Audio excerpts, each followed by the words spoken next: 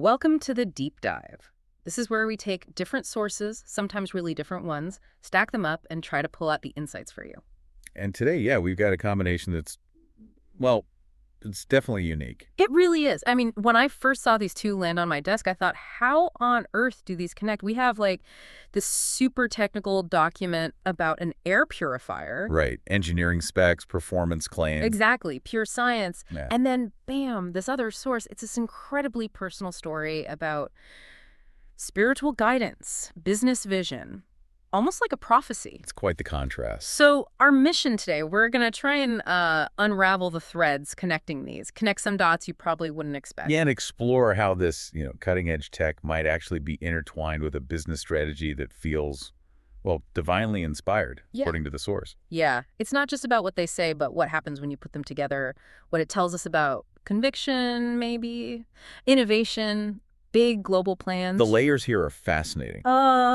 Okay, so let's dive in. Let's unpack this first source. The Air 6-Free Maize Purifier. The Chinese name is Sheng. Okay. Straight away, it makes some really big claims. It talks about this 6-free standard. 6-free, what does that cover? Right, so it's dust-free, germ-free, toxin-free, smoke-free, odor-free, and heavy metal-free. Wow, that's comprehensive. Dust, germs, toxins, smoke, odors, heavy metals. It's aiming for absolutely pristine air, basically, like really setting a high bar. Have you seen anything quite like that 6-free idea pushed so hard before? It's definitely ambitious. You see systems targeting specific things like allergens or VOCs, but listing all 6 like that, it's aiming for total purity. Yeah. But where it gets really technically interesting is its claim about capturing ultrafine particles. And ultrafine here it's almost hard to picture. The document says particles down to 0.001 micrometers. Which is just 1 nanometer. 1 nanometer. A human hair is like 80,000 nanometers wide. Some viruses are maybe 20 nanometers. So 1 nanometer is minuscule. Yeah. It's operating at a scale way beyond what we normally think about for air filters. Exactly. Capturing things that are incredibly tiny, potentially harmful things. And what's fascinating here is how this stacks up against, say, the industry standards we usually hear about, like HEPA. Right, HEPA, good point. So a standard HEPA filter, its job is to grab particles that are 0.3 micrometers, that's 300 nanometers or larger. Okay, 300 nanometers. Now compare that to this Air 6-free purifier claiming 1 nanometer capability. Yeah. The source itself says it's 300 times finer than the HEPA standard. 300 times. That's not just a little better. That's a whole different league. It's a massive difference in scale. And the theory they provide for how it does this is also pretty interesting. They mention 2 things. Okay. First, forced positive and negative charge attraction, basically using static electricity. Yeah. Okay. They argue that at this tiny, tiny scale, electrostatic forces are way more important than gravity or just, air currents for moving particles. So the charges pull everything in. Complete filtration, they say. Makes sense, like tiny magnets. But then there's the second point, which kind of messes with your intuition. Yeah, the large object adsorption effect. Right. You'd think smaller particles would be harder to catch, wouldn't you? Slipping through the gaps. Exactly. But they claim the opposite. The smaller the particle, the more easily it gets grabbed by this charged maze structure. That seems totally backwards from, like, a normal filter. It does. But imagine that tiny charged particle. The electrostatic pull is so dominant compared to its own mass or momentum, it just gets sucked right onto the charged surfaces. So it's less about physical blocking and more about electrical attraction. That seems to be the core idea. They argue these forces are so effective at the nanoscale that it guarantees capture, especially for those really small things. Okay, so it's a pretty direct claim. The source states it flat out. Our maze electrostatic system can effectively capture ultrafine particles as low as 1 nanometer, far exceeding a HEPA filter's 300 nanometer standard. A very strong assertion of technical superiority, unparalleled purity, essentially. All right, so we've got this picture of incredibly advanced, almost absolute air purification technology. Now, hold on to that thought because we're taking a sharp turn. Okay, where are we going now? To our second source, it's titled Divine Correction and Global Vision. The author is identified as Fuchi Wu, but the source refers to him as Che. That translates roughly as religious leader or sect master, something like that? Exactly. It gives you a sense of his role or self-perception straight away. This is dated July 31st, 2025 from Taipei, and it's very personal. Okay. It starts with him facing a really critical situation, a do-or-die store opening planned for the next year. He's feeling huge anxiety about funding, inventory, cash flow, worried it could all fail. Understandable pressures for any business owner. Right, but he interprets this anxiety differently. He sees it not just as stress, but as a lack of confidence and even distrust in my lord. So framing it spiritually. Yeah, he believes this distrust could mess up his divine plan, his rhythm. And this, he says, is why he received a minor correction, a jumel, like a small lesson or a warning. That's a really interesting framing. It raises questions about, the psychological side, Yeah. how perceiving divine displeasure affects someone physically and mentally. Totally. He sees his natural anxiety not as human, but as a spiritual failing needing correction. Which, of course, shapes how he interprets what happens next. And what happens next is strange. He calls it a harmless punishment, but it definitely hit him hard. He wasn't technically sick, but he had extreme fatigue. Extreme fatigue. Yeah, he says normally he could focus on work discussions for like 12 hours straight, but during this period, he couldn't even sit for more than 2 hours without feeling overwhelmingly tired, needing to sleep. Wow, that's a significant physical effect. He felt forced to stop for 3 or 4 days straight, Yeah. just feeling generally unwell, dizzy and sleepy, uncomfortable all over. He explicitly says he felt my lord had pressed a pause button. A pause button. Yeah.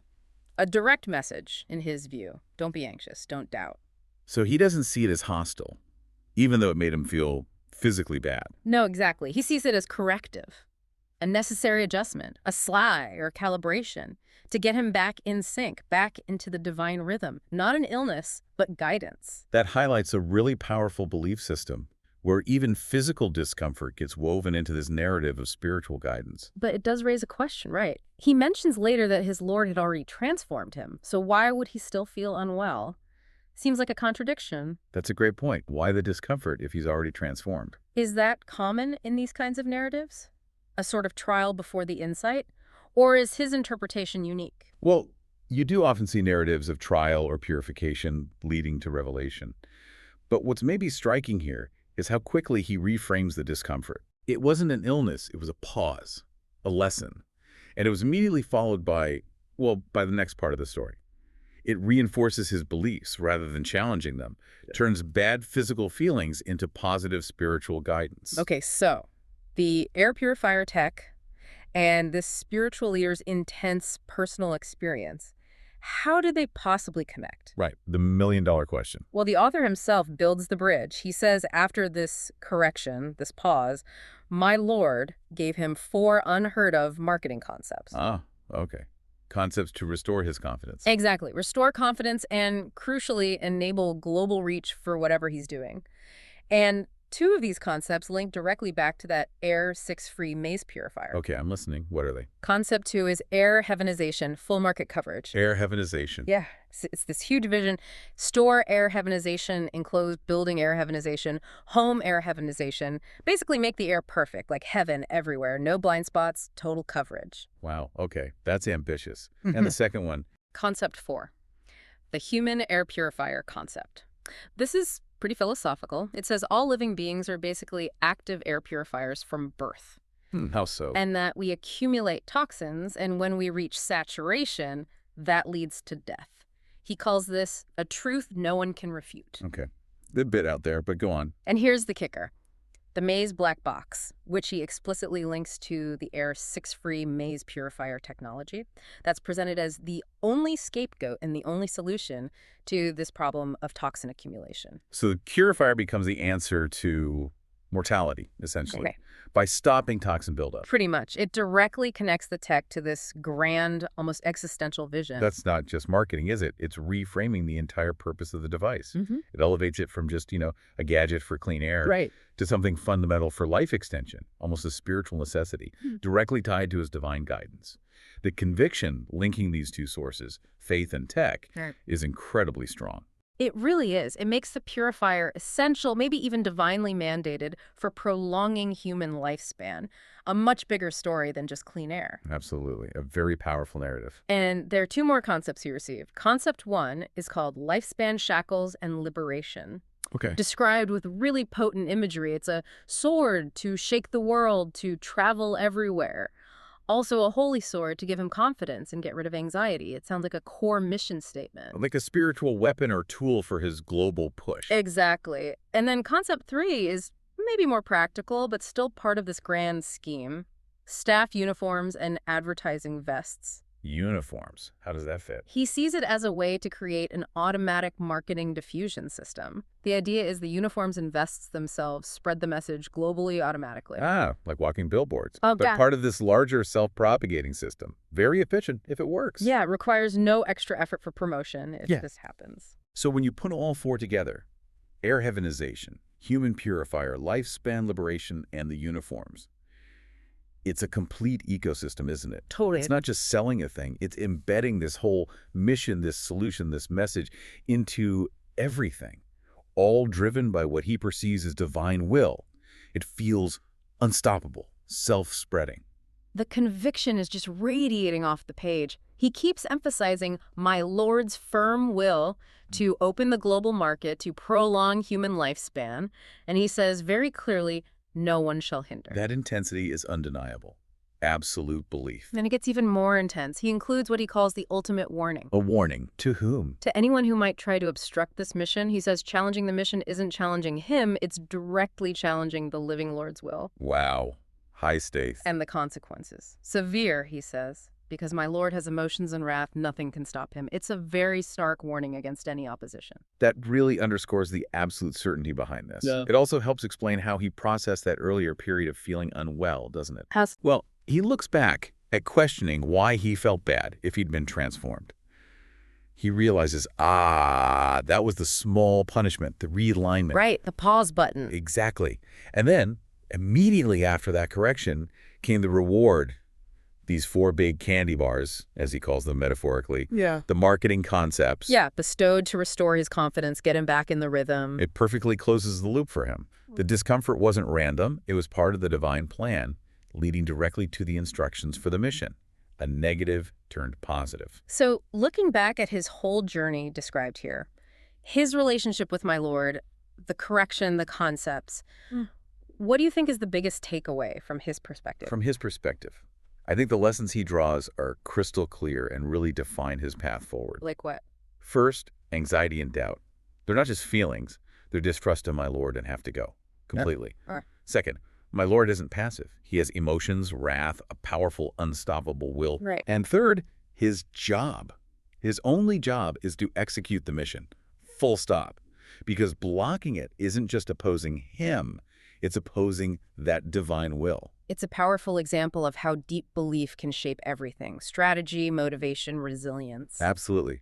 Provides the why and the how. Wow. Okay. What a ride that was. We went from, nanoscale air filters and electrostatic forces, Tech specs. all the way to a personal account of divine corrections, spiritual insights, and a divinely revealed global marketing plan for that exact same tech. The convergence is really something else. Science, faith, business ambition, all wrapped up together. It's not a mix you see every day. No. And, this combination, the scientific and the spiritual driving toward the same goal, it does raise a really interesting question, doesn't it? It really does. So for you listening, maybe something to think about is this. What's the real impact of conviction? Whether that conviction comes from hard data, scientific proof, or from deep spiritual insight, or maybe some blend. How does that level of absolute certainty drive someone? How does it make them innovate, build, dream up these huge global plans? And how does it change the way they see obstacles or commit to a mission no matter what? Yeah. How does that conviction shape their reality and their actions? Yeah. It challenges how we usually think about strategy and motivation. Definitely something to mull over. For sure. Well, thank you for joining us on this pretty unique deep dive today. It was fascinating. We'll be back next time with more sources, more connections, and hopefully more surprising insights. See you then.